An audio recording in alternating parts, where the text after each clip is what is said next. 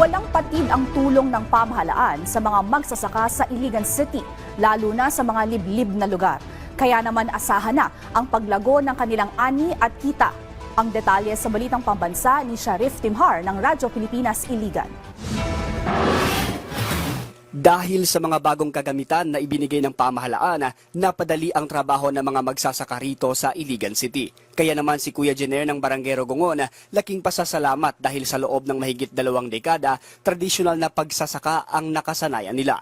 So karon nga natagad mi nila, natagaan mi aning mga programa o mga libre nga mga training, mga libre nga mga farm equipments, tapos mga katong mga seeds.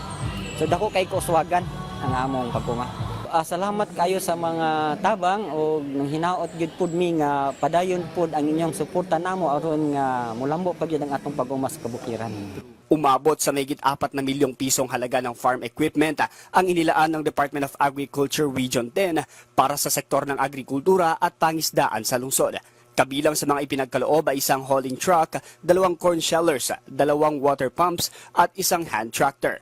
Pagtitiyak ng DA, patuloy ang kanilang suporta sa mga programa ng LGU upang mapalakas palalo ang ani at kita ng mga magsasaka. Kami mapasalamatan sa City Government, labi na sa City Agriculture, no, sa inyong kusog na pagtabang sa mga maguma. Kami magkanunayon na suporta sa unsa man ang plano.